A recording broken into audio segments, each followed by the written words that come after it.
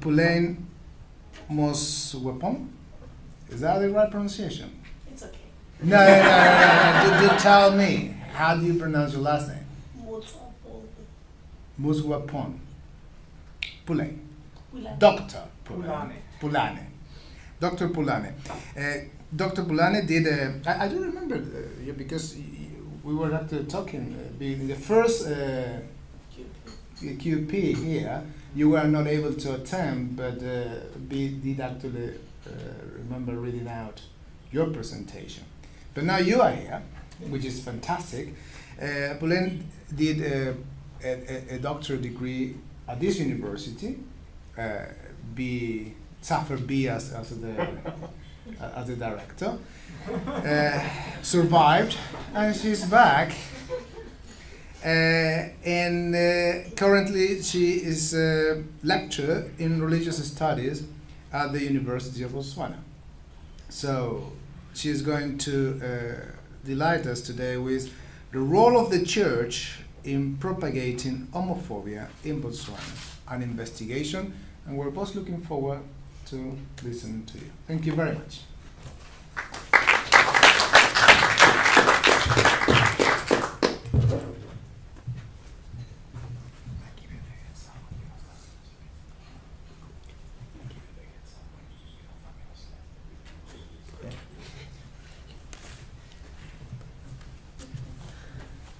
Dumelang bagaetsho.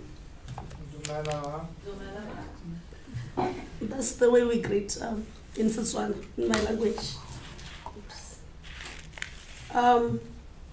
Yes, I would like to, first of all, appreciate being, especially my professor.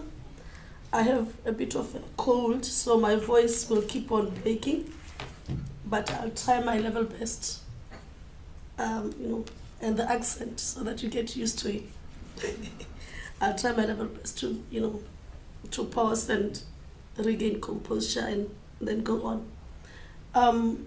Yes, in the first QP, I looked at the position of homosexuality in Botswana, especially the queer society, and I argued that they were living behind the veil or the mask.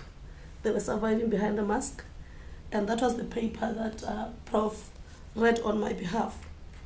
And then also I argued that the Constitution of Botswana was not recognizing them, so they were criminalized in Botswana.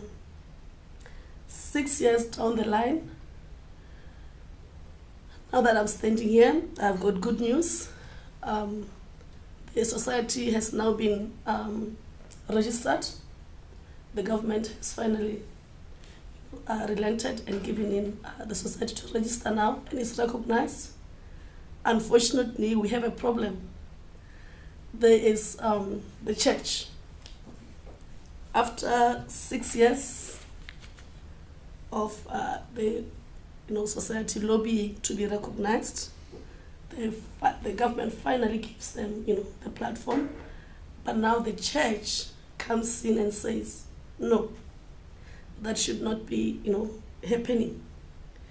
And my paper is a reaction to the position of the church, what the church has been doing and what it says. But I have to make it very clear that by the church, I'm not really referring to everybody who classify themselves under the church, because there are different denominations in Botswana. We have Pentecostals, we have Protestants, we have other. I'm basically looking at EFB, they call it Evangelical Fellowship of Botswana, which is a Pentecostal denomination. And that is the one that seems to have a serious problem, because when the government gave a go-ahead for the society to register, they turned around and said the homosexual lifestyles, and I quote them, were going to disturb peace in Botswana. So I decided to look at what was really behind the statement and why that priest said that. And this paper my argument is that the speech was very malicious because it renders the government's effort futile, and it continues to further instill homophobia in Botswana, especially that the society is still coming to grapples with the idea of queer society, and for a man of God to utter such statement, it becomes really defeating. So the question that I will ask, I don't know if I'll answer that one, is what happens now? Because what is happening, the church is attacking what I call the other sheep. And then my question is, what happens now if the other sheep is within the church? So that's the question. I don't know if I'll be able to answer, but I will try. Homophobia in Botswana, and the question that I ask myself is, how deep is the homophobia in Botswana? If we look into neighboring countries like Uganda, South Africa, Botswana has, in a way, moved extensively, even though it has not legalized, same-sex marriage like we have done in South Africa. But on the surface, it may look like South Africa has moved 10 years, on, but we still have lots of cases of homosexuals being killed and being imprisoned, both in South Africa and Uganda. So as far as that issue is concerned, Botswana has moved,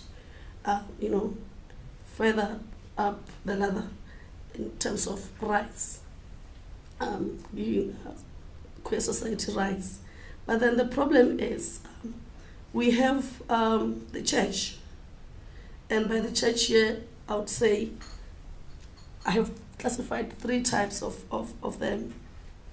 There are those who opt to be silent on the topic at all. They don't want to say anything about it. That's the first group. And the second group, which is opposing while rejecting homosexuality outright. And then there is the third one, which has adopted more of a tolerant stance. So the group I'm particularly interested in is the second group, which has completely or outrightly said they don't want anything to do with homosexuality in Botswana. So that's the group I'm interested in. And this group, I refer to it as EFB, which means Evangelical Fellowship of Botswana. It's a group of churches that have come together. I don't know, in America maybe they call them fire is this fire churches where the priest would you say fire, to yes, to exorcise some demons. So these are the churches which are very powerful in Botswana. So I'm arguing that because of the damning remarks that were uttered by the priest when the government of Botswana decided to give the society a hearing, I'm inclined to conclude that the church in Botswana is homophobic and is propagating homophobia. So maybe I want to just give you a brief history of who are this Evangelical Fellowship of Botswana, just a small bit of it. It's an umbrella body of evangelical, Pentecostal and parachurch organizations in Botswana. And they claim that their mandate is to encourage spirit of interreligious dialogue, where they call other Pentecostal believers to the fact that they belong to the same God. And in most cases, they have what they call objectives. And one of their main objectives is to reach out and unite all sectors of evangelical and Pentecostal Christian faith to networks of all Christ-minded Christian bodies. However, I'm particularly interested in one objective, which is to combat moral threats to the fabric of society. And as far as I'm concerned, EFB, which I'll call from now on, is interested in Bibo, which is lesbians, gay, bisexuals of Botswana. They're interested in that because they see them as a threat to what they call moral fabric of the society. So I highlighted especially that objective. And if we look at what really the church said or did to make me say that they are propagating homophobia, I will quote a few, from the speeches of different priests as they went around talking to their congregations. For instance, one of the pastors pointed out that they did not want Legabibo to register as a society because, like I said, it was a threat to the morality of the fabric of the society.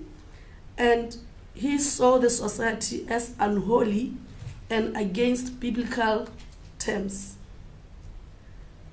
And he went on to say, protecting lesbians and homosexuals will be a grave mistake that will instigate Botswana's descent into self-destruction. The police should act fast to curb this vice. These people can be rehabilitated. We must pray for their deliverance. I'm quoting exactly the words of this pastor.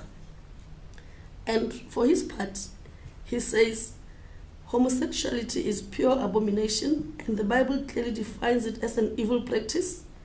Christians do not hate people, but rather they cannot accept the practices of sodomy. Some of us who believe in the principles of God can never accept such practice. The practice is not only unholy, but goes against the Setswana practice, which is traditional practice. And he justifies himself by alluding to Romans 1:24 to 25 to 27, where they talk about the exchange of truth of God and all that. But all I want to say is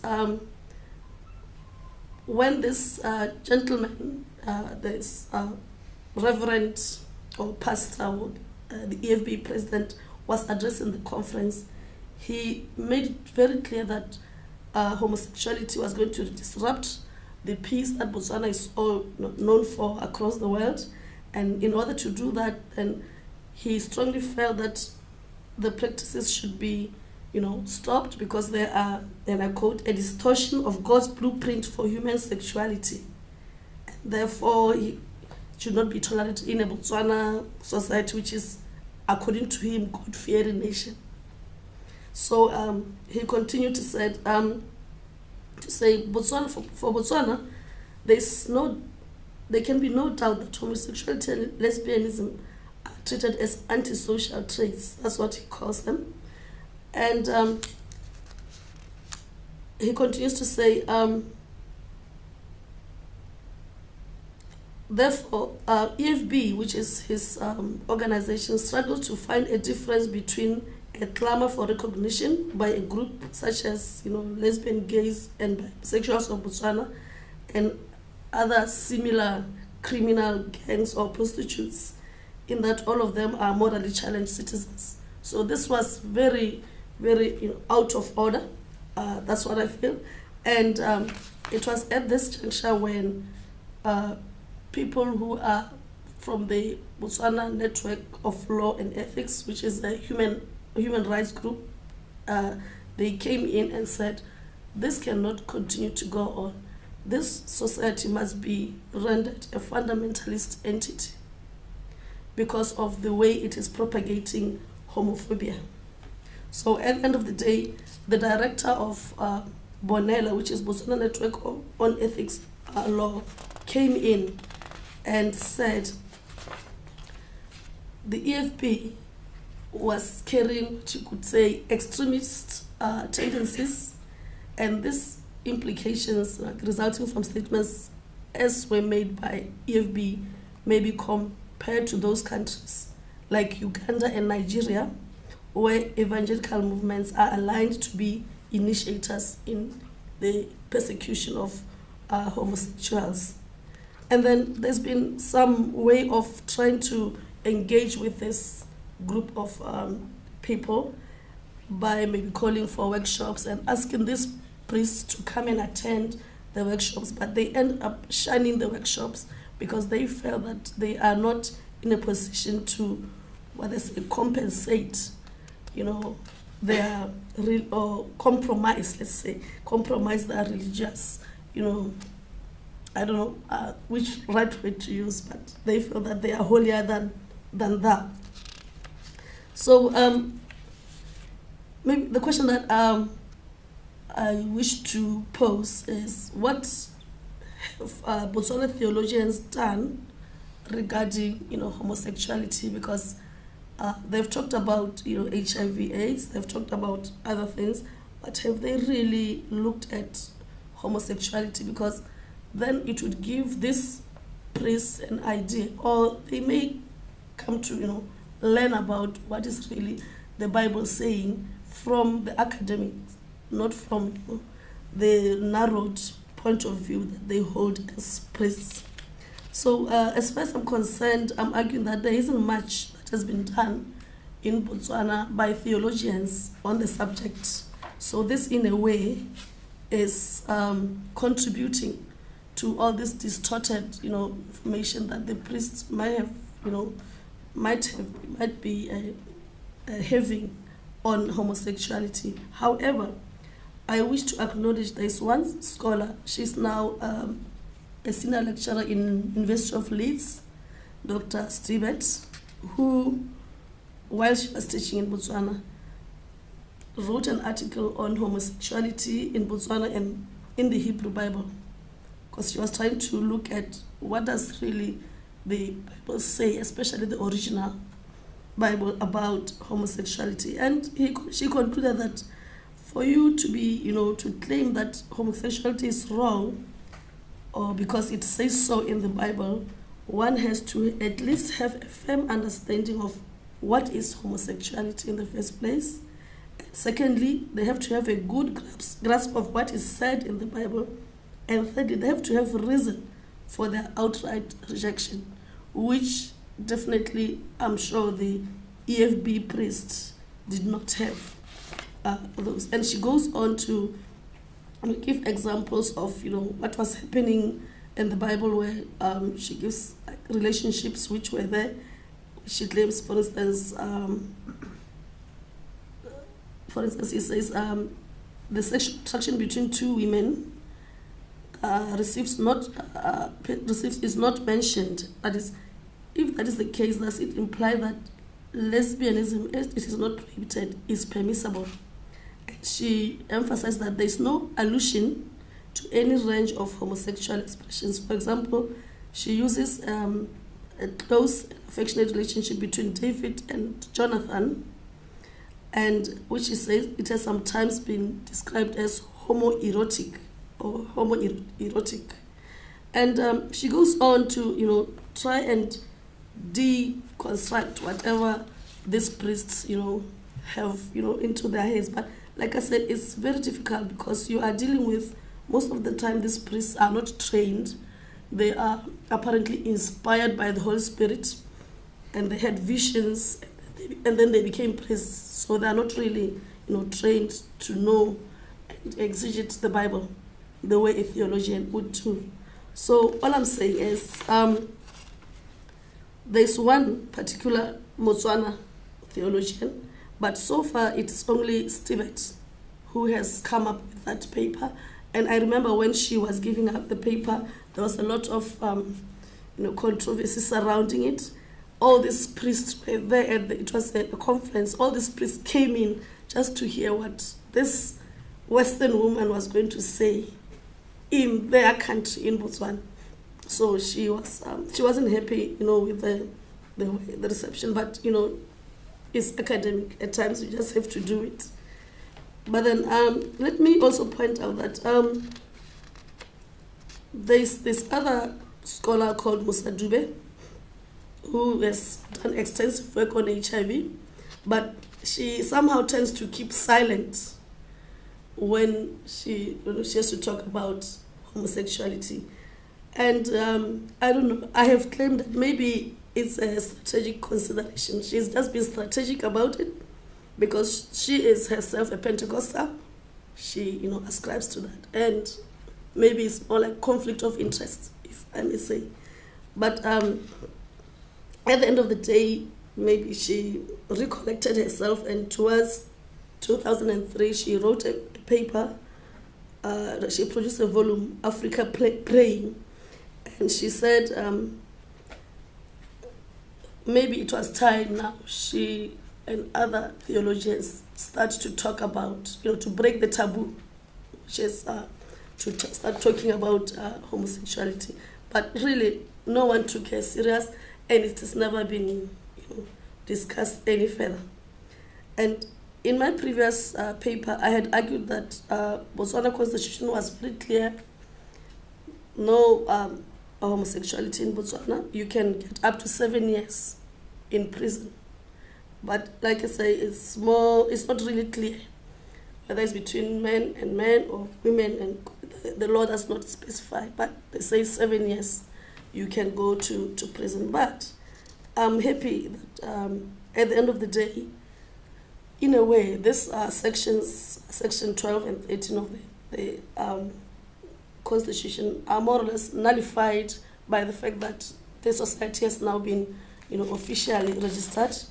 And even though this church, this body is trying to force everybody, to monopolize and manipulate, everybody into thinking that is not good, still there is more, progress. So what are we saying at the end of the day? Are Botswana Christians the most homophobic? That's the question I ask. I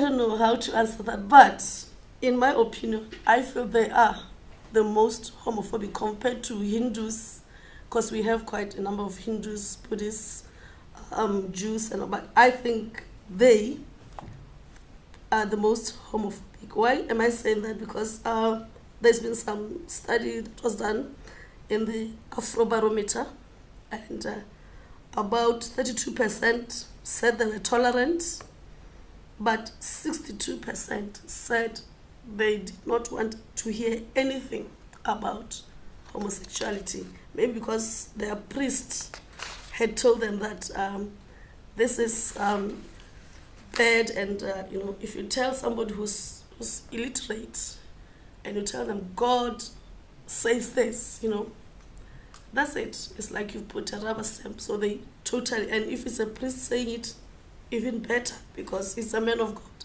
and you cannot question it. So before I conclude, I want to reiterate maybe on a few what I call malicious speech that would drive anybody to homophobia, and sadly, which were uttered by the men of the clock, I call them, or the men of God. That's what they call it. For instance, he said something like, Botswana will will go into self-destruction.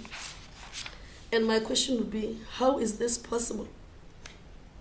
How is the registration of a society which is a minority society, going to drive Botswana into self-destruction? That's the question I'm asking.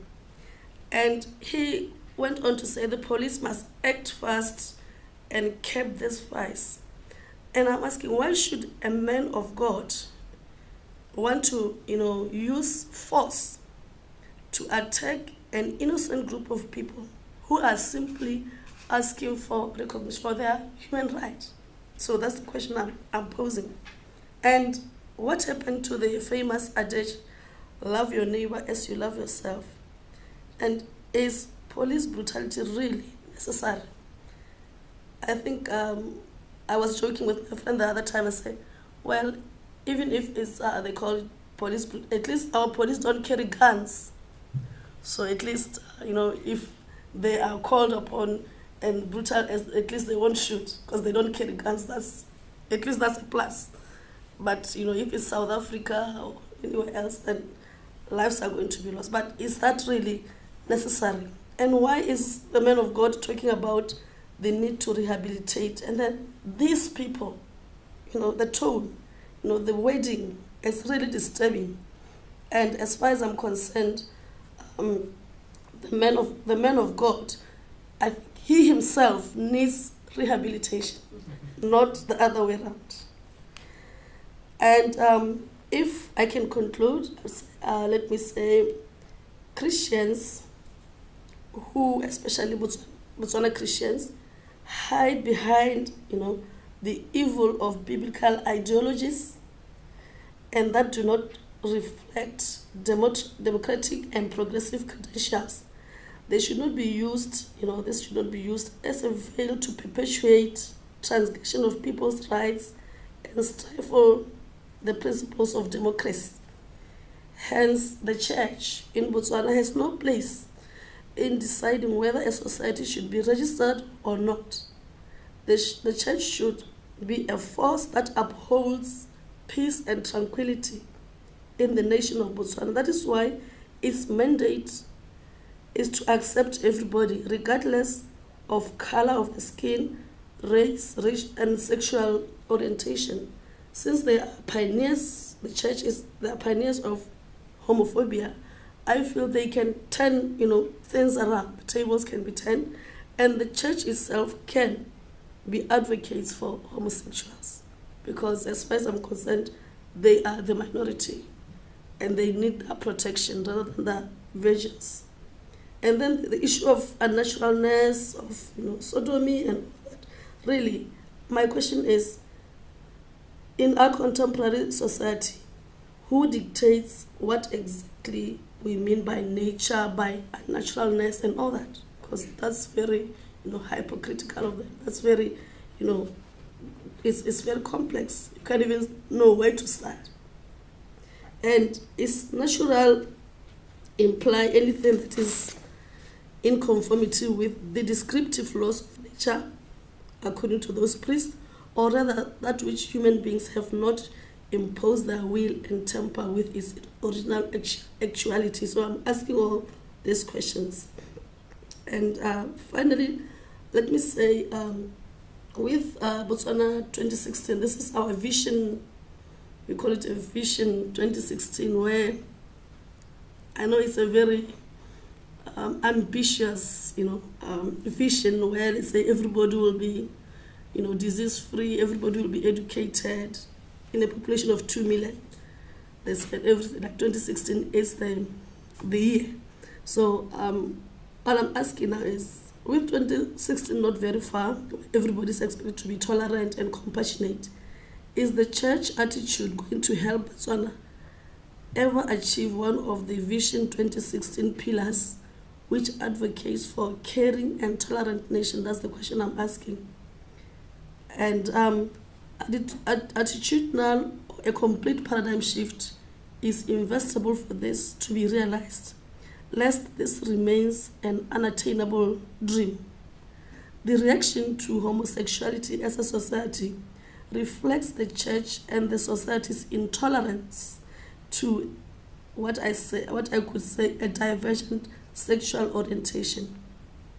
What happened to the idea of uniqueness, or do we limit its understanding where it suits us most?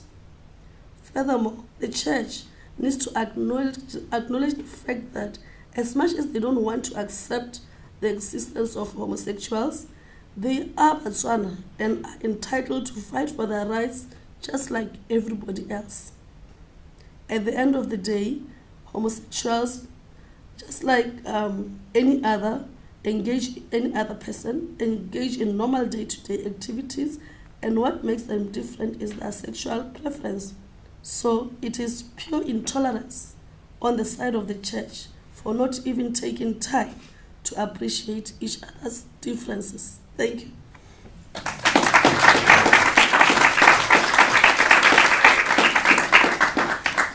Shall we move with questions now and then move to the next set of speakers? You are the chair, you decide. Then we shall do so. We open questions. Yes. Thank you. That's fascinating and disturbing. Can you talk about what might have been a motivating factor to make the churches more extreme, let's say more extreme in 2015 than they were in 1995 over this issue? For example, in Uganda and Nigeria to some extent, the churches are becoming more extreme in reaction to resurgent Islam. and they're feeling that they have to be more fundamentalist because otherwise Islam will take their congregations, that they'll convert, and so they've got to be reactive, or at least that's how they feel. And one of the areas on which they're reactive is personal morality, and one of the things that they think they can do is to identify homosexuals as an out group that they can therefore attack. Is there any of that in Botswana? I'm simply ignorant about the demographics of the country. Yes, there is also the church in Botswana has been for a very long time a very dominant, figure, or playing a very important role in the, history of the country since the arrival of the missionaries, when all Botswana moved from traditional religions and converted to Christianity. So all the time it's been enjoying the monopoly. And then, like you said, also we have Islam coming in, and most Botswana converted to the religion not because it was really, they knew what Muhammad was saying, but because of economic reasons, because most of the Indian or Asian, population in Botswana, they are business people, and most of them are Muslims. So if you wanted to work, you just convert and then you get a job. And then came the issue of halal, which was a thorny issue, where the Muslim population wanted Botswana to now eat everything halal. And it turned out to be more of an economic problem than it was a religious problem, because now small farmers were kicked out of the bracket. They could not produce. They produced enough, but because their animals were not killed in the halal way, then they could not sell to these big supermarkets, which are also owned by most of the Asian population. But then like I said, there are many denominations, but there's one which became very vocal, and that is the Pentecostal one. And for some reason, they tend to pick up anything that is coming in. They are the ones who always make the loudest noise. So in my paper, like my previous paper, homosexuality has always been there in Botswana, in the culture, but they claim it's a foreign thing. It's evil. It's all that. And for instance, if I had to argue and tell them, it's always been there. Okay, we don't have a Setswana name for it, but there are some words that are used to refer to it. They'll think, you are crazy, you're going to burn straight in hell, and we don't want to even hear about that. So it is mainly the Pentecostal church. They tend to be threatened by anything that is new. They don't want change, really. Yes. Okay, like I said, it's not moved that far as to, being killed and all that in Botswana. The homosexuals, they're not being abused in that way. But, denying them the right to register, especially that they want to make their voices heard, then it's gradually, it may get worse. You never know what happens next. Yes. So Botswana, for now, this group, especially this group of church, is really a pain in the neck. Yes. Thanks very much, Pulane. I'm just wondering about, obviously Botswana is a big tourist area as well, with safaris, etc., etc. I'm just wondering about, is there any approach from the Pentecostal church to the evil homosexual tourists who are coming in to look at our animals, or do they ignore that and focus only on Botswana and LGBT people? They are mainly into, Their own people. their own people. Yeah, they don't care. I mean, a foreigner, you can walk, you can hold hands, they wouldn't care. Yeah. But if it's a Botswana, Botswana men holding hands, then it becomes an issue. Yes. Yes. Yes, Pulane, fascinating paper again, wonderful, thank you. I was wondering, a little bit coming on from what Chad was asking. If you look at Zambia, or if you look at Zimbabwe, similar yet different. and the main discourse in Zimbabwe being isolationist in a sense. Yeah, we are standing on our own. We don't want all the influences and so on. And it's fervently homophobic. Compared to what you have a little bit further in the north, with a huge amount of money coming from fundamentalist American churches and funding homophobic campaigns. What is happening in Botswana? Is fundamentalist American money coming into the Pentecostal Alliance there, or are they self-sustained like in Zimbabwe, and to a degree in Zambia? Actually, they are self-sustained because they take so much money from people, as they call them tithes. They call them.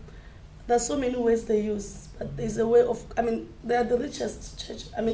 Besides Catholic, of course, they are now the richest churches in Botswana, and because they have so much money, they can even buy themselves, into the government structures and convince few individuals to, not to endorse something. For instance, this issue of the registration, it almost didn't happen, but the government delayed, and then the court of law ruled that because they brought in their papers late, then they cannot be listened to, because somebody had gone up there and said, do this, make sure that it doesn't happen. Yes, so they're very influential because they have a lot of money, they're driving very posh cars and living in big homes, but they've never been to school, and I feel so envious.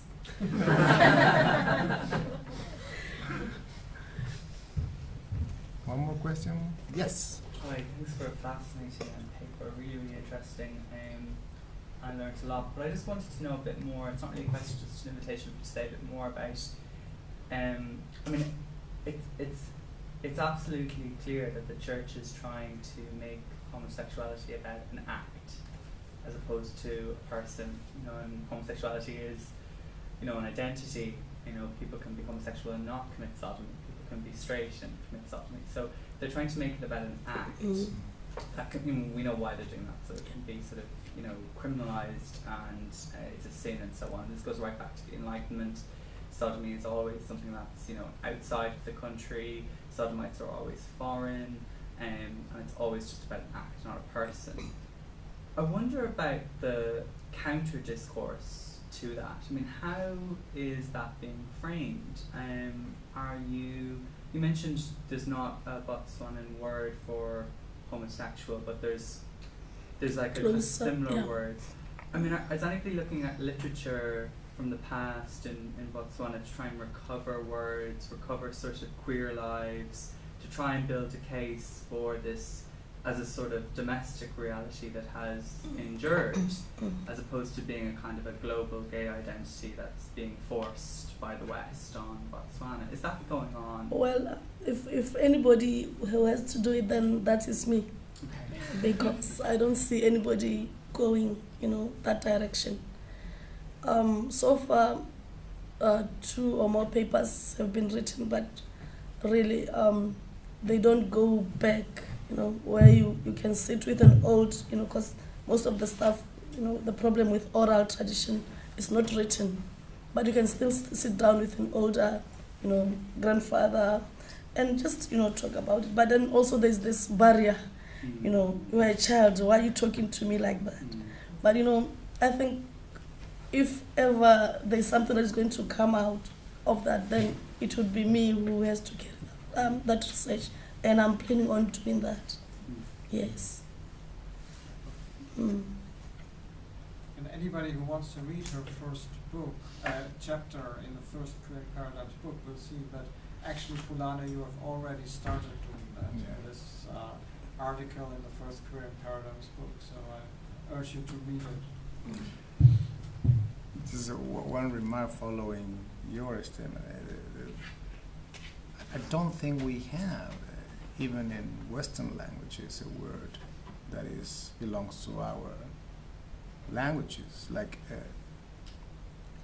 Latin and Greek did have verbs to refer to the action, which were completely deleted from our vocabulary. So the word bagger, for instance, is it refers to book, or in French, which actually refers to Bulgari, because Bulgarians were declared heretics by the Roman Catholic Church when they actually, and that's the Germans, someone German speaking, in Old German they used to use the word Florenzen for reference to Florence, the Old German word to refer to homosexuality, to the action, sorry. Again, the detachment. I mean, there is I can't think of any language in modernity. The slang, yes. In a slang, yeah, you do have now coined words, but this detachment that they are sodomites, for reference to Sodom, a non-existent place. But it's a queer tactic, isn't it, to take a word that's used to delegitimate you and then to own that word, to inhabit that word. So queer, for example, queer comes from a sort of, an insult, basically. And we've taken that word back. And we've made In it our modernity. own. In modernity. No, but the point I was trying to make is that the Yeah. lack of word in Botswana is not just something, it happens in English and French. I mean, we use words that, because modern vocabulary was set up in the 17th, 18th century. Well, Mollies Right. would have called themselves Mollies, and they were, Yeah. that was an identity. That Was an identity, yeah, was exactly. an identity, but they were critiqued as Mollies Yeah. as well. Yeah. It's so hard to read into the past as well, Mm. because you're not going to find a fair account, are you? No. It's like the silence, the reticence is in oral culture, but then it's also in Yeah. the texts. Mm. So. Any other question? Well, thank you. Oh, yes, you do have. No, do apologize. No, we do have the time. No, it was more of a question, but I was kind of thinking what the respondent before me said about looking back at texts and trying to kind of construct the history of what queerness might have been in Botswana. And I do, personally, I find that quite regressive, because I think one of the ways in which we talk about queerness is either we're kind of saying and I think both of them are very nationalistic. One is like, it's always been here, so I'm going to try and go back into the archive and say that it's always been here. Or we're trying to say, actually, it's not been here. This has been coming from elsewhere, and this is not a part of our culture. But in both the sense, we are creating a kind of a nationalist discourse of saying either it's here or it's not here. And I find that might be much more regressive than thinking more about those kind of strategic silences, which might not be there. And it's more kind of a speculative form of research that can happen, which I think is. I just think that might be much more useful than just going into the archives and trying. Actually, there are no archives. That's the problem. It's not like India, when you have all this, because we used oral literature, and most of the old people have died anyway, so it's very difficult. But it's been there. It's always been there. It's just to see what was really happening. Yeah, it's not foreign. That's all I can say. Yes. Can I rejoin to that and bring into the discussion the notion of what we are achieving with the discourse? I think the discourse, it's imported, it's un-African, for instance, it's un-Indian, means a counter-discourse, which calls for what Spivak might call a strategic essentialism. And it is a form of strategic essentialism to say, well, no, actually, it's always been here. But your critique is completely right. It just doesn't address this discourse. It's a meta-discourse that this addresses, a queer discourse that this is addressing, where we're looking at things such as homo-nationalism and things such as, the whole construction of a national monolithic identity is something that is very, very problematic. So we are talking about different discourses here, I think. And we have, if we want to, what do we want to protect and what do we want to achieve as activists? Yeah, so we have to, in a sense, we have to choose the discourses to which we react. So I would actually use strategic essentialism to counter specific currents in a political, socio-politic complex, while still keeping open, the more radical queer impulse, that wants to explode these ridiculous categories such as nation, ethnicity, and all these kind of things that make life unnecessary, binary, and boxed in. Thank you very much. Shall we?